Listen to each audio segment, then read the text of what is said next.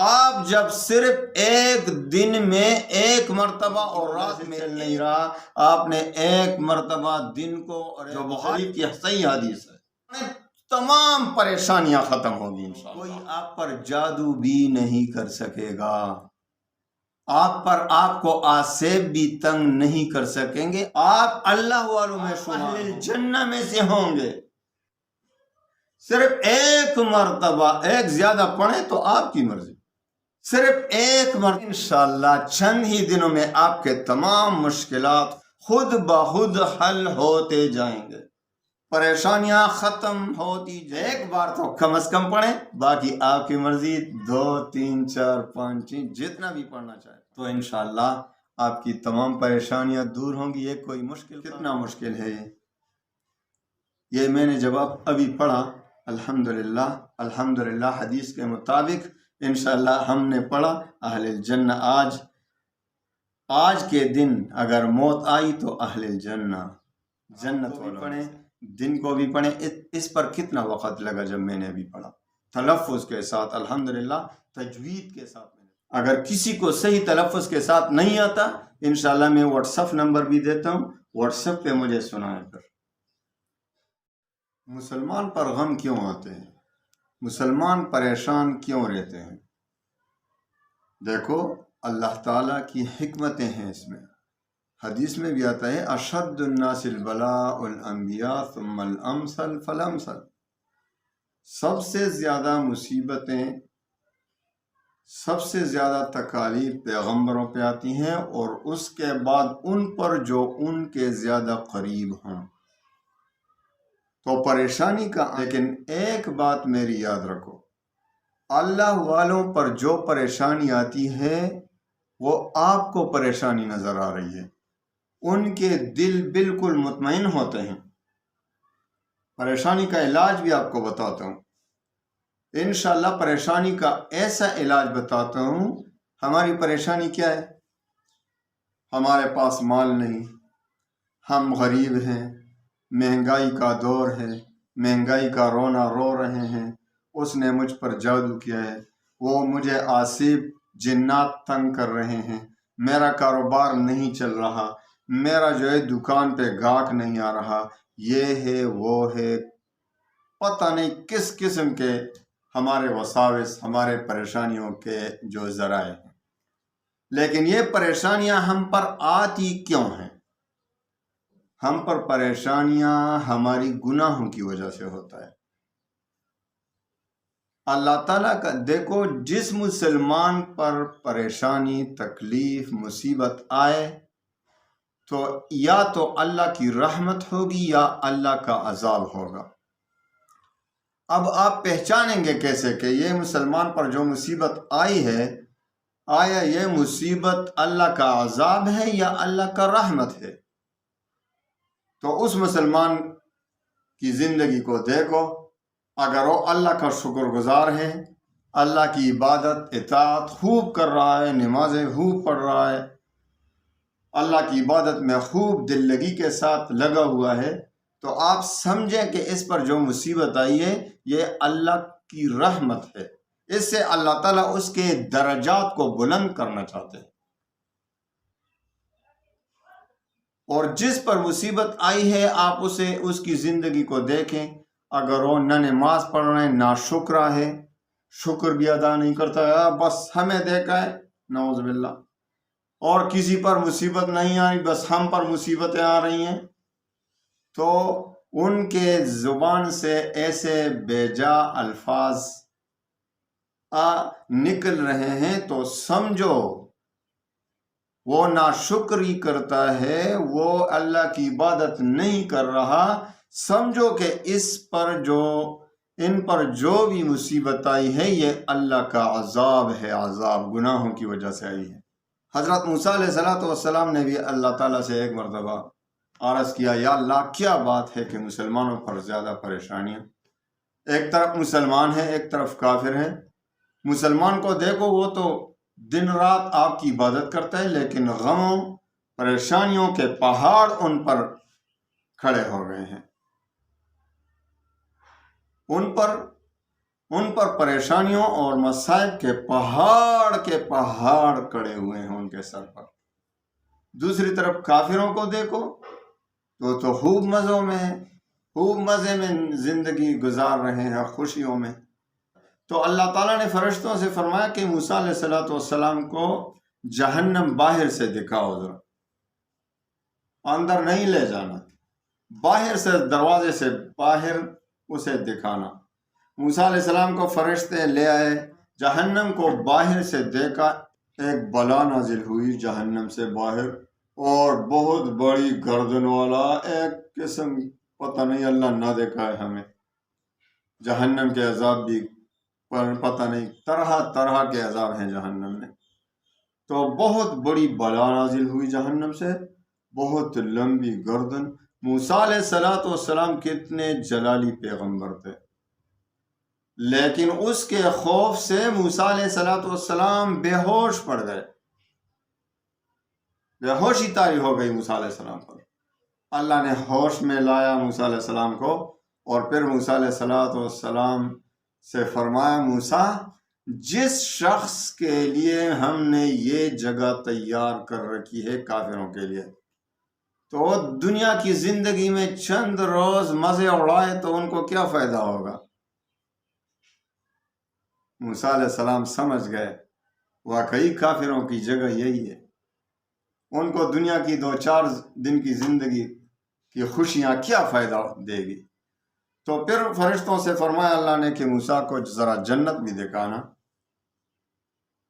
جب جنت دکھائی گئی تو موسیٰ علیہ السلام انتہائی مسرور ہوئے۔ اللہ نے فرمایا، موسیٰ جس شخص کے لیے ہم نے یہ جگہ تیار کر رکھی ہے ان کی آنکھوں کی ٹھنڈک، جنت کیسی جگہ ہے میں اس کا تذکرہ نہیں کر سکتا، میں قاصر ہوں، کسی کے ذہن و خیال میں بھی نہیں گزرا کہ جنت کیسی جگہ ہے، اللہ نے اپنے نیک بندوں کے لیے تیار کر رکھی ہے۔ تو جب موسیٰ علیہ السلام نے جنت کو دیکھا تو واہ واہ کون سی جگہ ہے۔ اللہ نے فرمایا، موسیٰ جس شخص کے لیے یہ جگہ ہم نے تیار کر رکھی ہے، دنیا کی زندگی میں اگر 2-4 دن تکلیف اٹھائے تو اس کو کیا نقصان۔ اور اشرف علی تھانوی رحمۃ اللہ علیہ، حکیم الامت مولانا اشرف علی تھانوی رحمۃ اللہ علیہ نے بھی مسلمان اور کافر کی میں آپ کو بتاتا ہوں کہ غموں کا علاج کیا ہے، پریشانیوں کا علاج کیا ہے، لیکن پہلے آپ کو سمجھانا ہے کہ بھئی پریشانیاں آتی کیوں ہیں۔ ان کے 2 قسمیں ہیں، ایک عذاب ایک رحمت۔ حکیم الامت مولانا تھانوی رحمۃ اللہ علیہ فرماتے ہیں کہ ایک مسلمان اور ایک یہودی الگ الگ جگہ اپنے اپنے مکان پر بستر مرگ تھے۔ اللہ نے 2 فرشتوں کو بلایا، ایک فرشتے سے فرمایا کہ تم جاؤ، ایک یہودی ہے وہ بستر مرگ ہے فلاں بنگلے میں فلاں جگہ رہتا ہے، ان کا دل چاہ رہا ہے کہ مچھلی کھاؤں، مچھلی کو دل چاہ رہا ہے، اس کے مکان میں جو تالاب ہے اس میں مچھلی ہے نہیں اور وہ مر رہا ہے، تو جا کے دور سے سمندر سے اس کو مچھلی لے کے آنا، اس کے تالاب میں ڈال دینا تاکہ وہ مچھلی کھا لے۔ دوسرے فرشتے سے فرمایا کہ تم جاؤ، ایک مسلمان میرا بندہ بستر مرگ ہے، مر رہا ہے، اس کا دل چاہ رہا ہے کہ زیتون کا تیل کھا لوں، اس کے قریب جو الماری ہے اس میں پڑا ہوا ہے، اس نے دیکھا نہیں ہے، جا کے جلدی سے اس کے مرنے سے پہلے تاکہ وہ استعمال نہ کرے، اس زیتون کے تیل کو ضائع کر دو، بہا دو زمین پر تاکہ وہ اس کو نہ کھا لے۔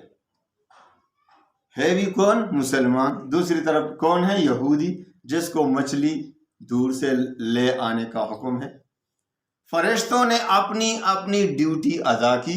ایک فرشتہ آیا مسلمان کے پاس، قریب ہی جو الماری سی تھی چھوٹی سی، ان میں ایک بوتل رکھا ہوا تھا زیتون کے تیل کا، فرشتے نے جلدی سے وہ بہا دیا، ضائع کر دیا، مسلمان اس سے محروم ہو گئے۔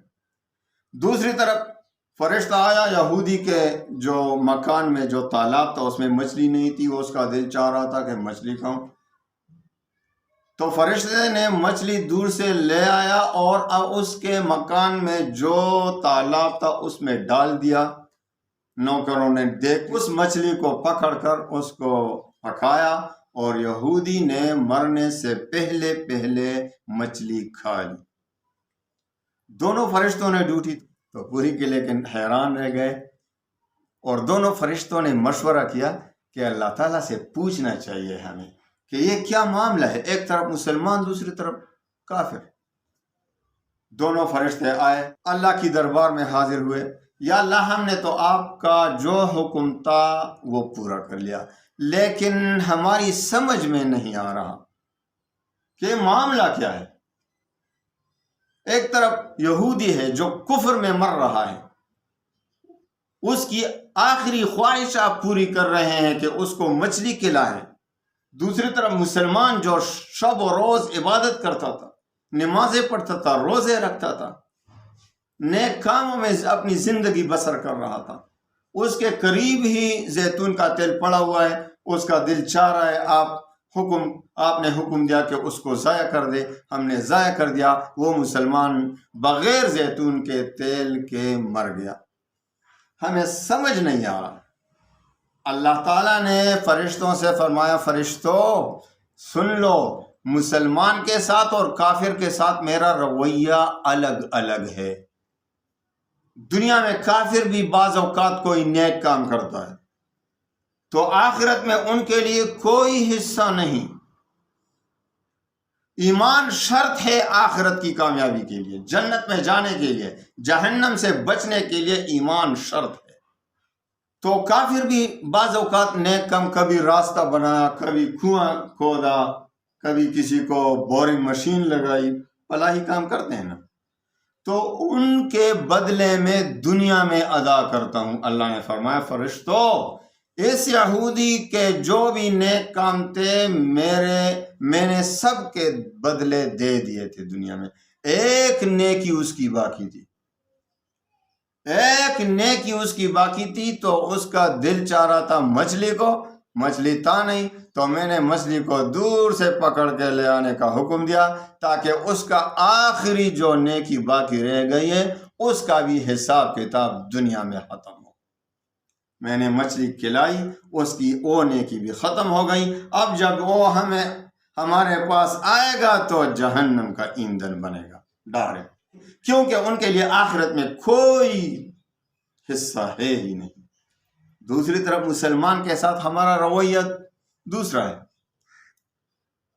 مسلمان گناہ بھی کرتا ہے، خدا نخواستہ مسلمان سے کبھی کبھی گناہ بھی ہو جاتا ہے، وہ توبہ کر لیتا ہے، میں معاف کر دیتا ہوں۔ یہ مسلمان جو مر رہا تھا اس کے تمام گناہوں سے اس نے معافی مانگ لی تھی، توبہ کیا تھا اور ہم نے معاف کر دیا تھا۔ اب یہ مر رہا تھا، اس کی صرف ایک گناہ باقی تھی جو اس نے توبہ نہیں کیا تھا۔ اب چاہ رہا تھا اس کا دل کے زیتون کا تیل کھائے، زیتون کا تیل اس کے پاس پڑا تھا، اب اگر وہ اس کو استعمال کرتا وہ گناہ اس پر رہ جاتا۔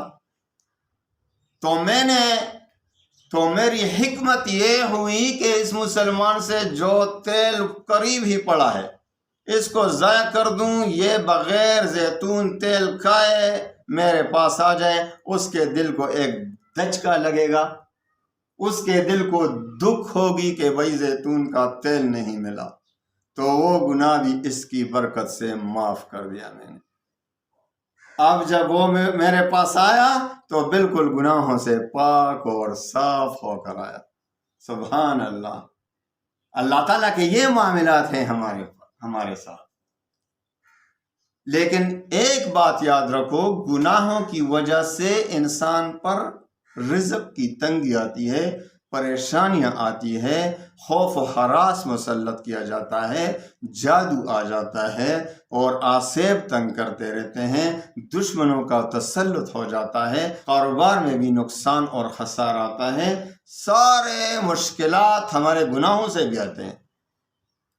جب گناہوں سے آئے تو ہمیں چاہیے کہ ہم استغفار کریں، دیکھو ادھر ایک استغفار کا پتہ میں آپ کو دیتا ہوں، آپ جب صرف ایک دن میں ایک مرتبہ اور رات میں ایک مرتبہ یہ استغفار کریں گے تو تمام گناہ معاف کیے جائیں گے۔ حدیث میں آتا ہے، بخاری شریف کی حدیث ہے کہ نبی کریم صلی اللہ علیہ وسلم نے فرمایا، جس نے دن کو سید الاستغفار پڑھا اور اس دن رات آنے سے پہلے وہ فوت ہو گیا تو اس کی جگہ جو ہے جنت ہے، وہ جنت والوں میں سے ہے، اہل الجنہ ہے۔ اور جس نے رات کو سید الاستغفار پڑھا اور رات جانے سے پہلے، صبح آنے سے پہلے اس کی وفات ہو گئی، جنت والوں میں سے ہو گیا، وہ جنتی ہے۔ آپ روزانہ ایک مرتبہ سید الاستغفار پڑھیں۔ جو گناہوں کے وبال ہے ہم پر آتے ہیں، گناہوں کی وجہ سے پریشانیاں آتی ہیں، انشاءاللہ یہ جادو کے لیے بھی کافی ہے، یہ ہر پریشانی کے لیے بھی کافی ہے۔ یہ کاروبار میں ترقی رکی ہوئی ہے، یہ جب کاروبار میں نقصانات اٹھانا پڑ رہا ہے، کاروبار ترقی نہیں کر رہا تو اس کے لیے بھی کافی ہے۔ آپ کا دکان نہیں چل رہا، گناہوں کی وجہ سے چل نہیں رہا، آپ نے ایک مرتبہ دن کو اور ایک مرتبہ رات کو استغفار کرنا ہے۔ کون سا؟ سید الاستغفار۔ میں بتاتا ہوں کون سا ہے، جو بخاری کی صحیح حدیث ہے۔ آپ روزانہ سید الاستغفار پڑھیں، تمام پریشانیاں ختم ہوگی انشاءاللہ۔ آپ جب یہ استغفار پڑھیں گے تو کوئی آپ پر جادو بھی نہیں کر سکے گا، آپ کو آسیب بھی تنگ نہیں کر سکیں گے، آپ اللہ والوں میں شمار ہوں گے، آپ اہل الجنہ میں سے ہوں گے۔ صرف ایک مرتبہ، ایک زیادہ پڑھیں تو آپ کی مرضی، صرف ایک مرتبہ خدا را یہ استغفار پڑھا کریں، انشاءاللہ چند ہی دنوں میں آپ کے تمام مشکلات خود بخود حل ہوتے جائیں گے، پریشانیاں ختم ہوتی جائیں گی۔ استغفار سید الاستغفار اس کو حدیث میں کہا گیا ہے، سب سے بڑا استغفار۔